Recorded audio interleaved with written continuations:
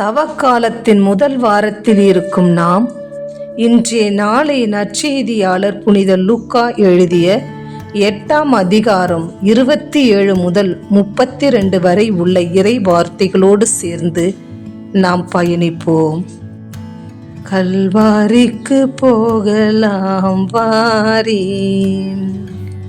என் காருண்ய இயேசுவின் காட்சியை பார்த்திட கல்வாரிக்கு போகலாம் வாரி.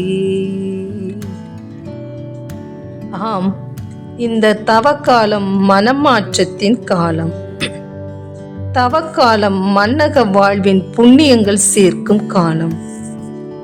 தவக்காலம் ஆன்மீகத்தை உள்வாங்கி நம்மை உருவாக்கும் காலம். தவக்காலம் கல்வாரி நோக்கி பயணம் செய்யும் காலம்.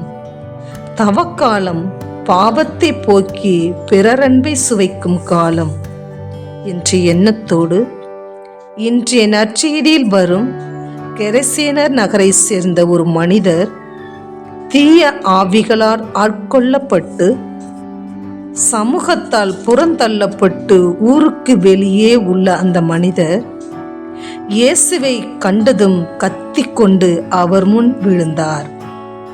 இதை கண்டதும் இயேசு அம்மனிதர் மேல் பரிவு கொண்டு தனது ஆற்றலால் அந்த மனிதரை குணப்படுத்தினார். அவரில் இருந்த தீய ஆவிகளை வெளியேற்றினார். இது அவரது தெய்வீக ஆற்றலையும் மாறுபட்ட ஆன்மீக பிரச்சனைகளை தீர்க்க வல்ல இயல்பான ஆற்றலை வெளிப்படுத்துகிறது. ஆனால் நாம் இன்றைய காலகட்டத்தில் எவ்வாறு இயேசுவின் ஆற்றலை பெற்றவர்களாய் சொல்லிலும் செயலிலும் வாழும் குழுமங்களிலும் பணியாற்றும் இடங்களிலும் சந்திக்கும் மனிதர்களிடமும் வெளிப்படுத்துகிறோம்? இயேசு தனது இயல்பான இறையாற்றலால் பரிவன்பால் பிறரை குணப்படுத்தினார், இரக்கம் கொண்டார்.